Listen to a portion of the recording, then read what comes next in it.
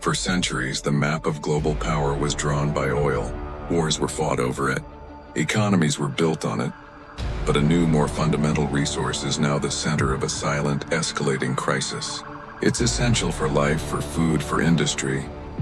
And it's running out. This isn't a future problem. The data shows the battle for water is already here.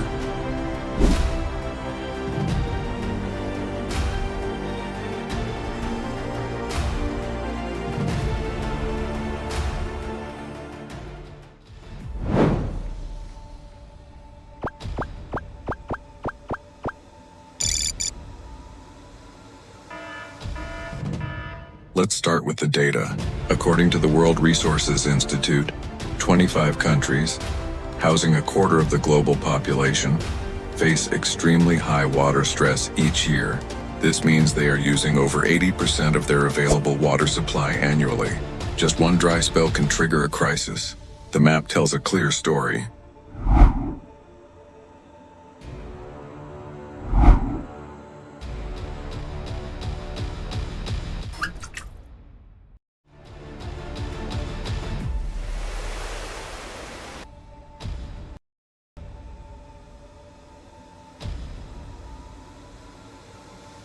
To understand why water is so powerful, we need to look back. Human civilization didn't just happen near water. It was built because of it.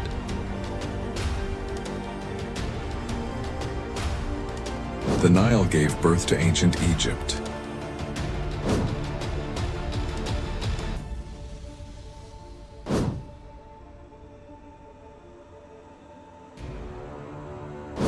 The Indus Valley nurtured one of the world's first urban cultures, and every great explorer followed waterways to new lands. To truly understand why water is so geopolitically charged today, we need to look back at human history. Civilization didn't just happen to develop near water, it was built because of it. Water was the original internet, connecting people, enabling trade, and allowing ideas to flow. The Nile gave us ancient Egypt, with its annual floods creating fertile land that supported one of history's greatest empires. The Tigris and Euphrates nurtured Mesopotamia, the cradle of civilization. The Indus Valley supported sophisticated urban cultures with advanced water management systems 5,000 years ago. Every great explorer followed waterways. Columbus sought new trade routes across oceans. Lewis and Clark mapped America by following rivers. Captain Cook charted the Pacific using coastal waters. Australia's first settlements clung to precious coastal water sources. This pattern continues today.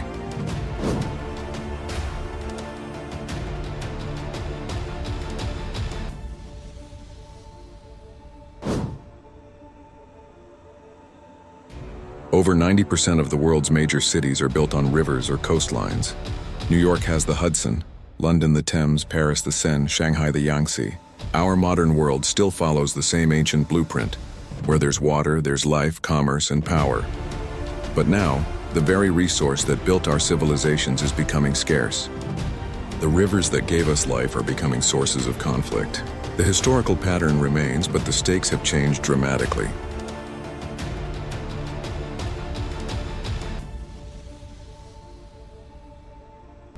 The problem intensifies when water doesn't respect borders.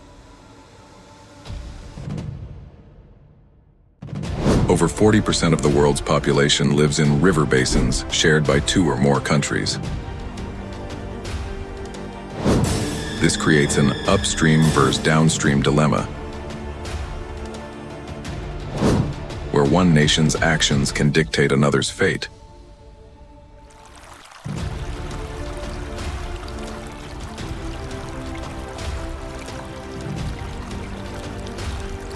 The Nile is a perfect example.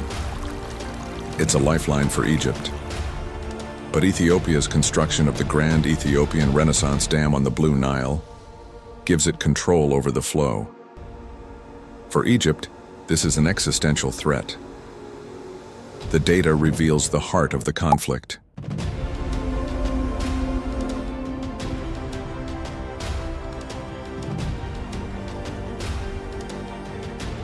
In Southeast Asia, China's dam-building spree on the upper Mekong has given it immense power. These dams don't just hold back water.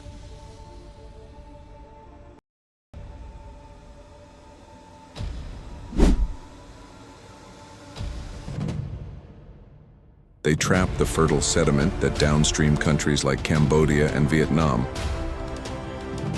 rely on to nourish their farmland and protect their coasts from erosion.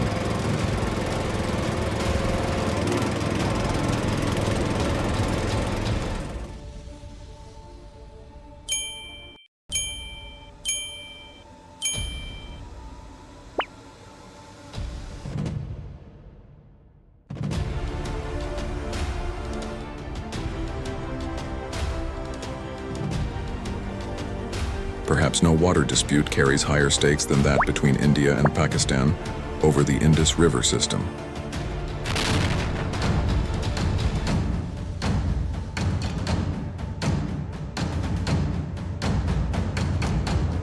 Governed by the 1960 Indus Waters Treaty, this system is now under unprecedented strain. With climate change reducing glacial meltwater and populations growing, this delicate balance is fracturing.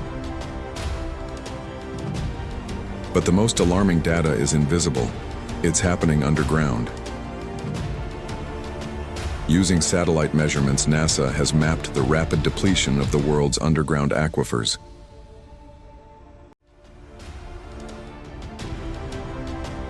These are non-renewable fossil water reserves. We are pumping our agricultural future dry.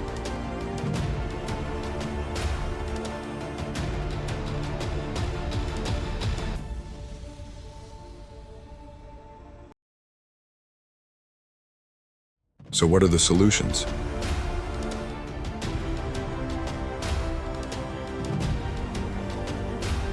Desalination is expensive.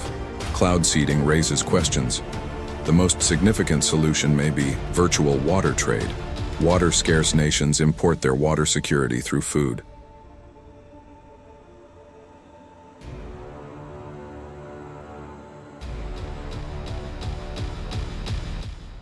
The data leaves no room for doubt. The 20th century was defined by oil. The 21st will be shaped by water. The next geopolitical crisis may not start with a tank, but with a closed valve on a dam, a depleted aquifer, or a failed monsoon. The maps are being redrawn not by politicians, but by hydrology.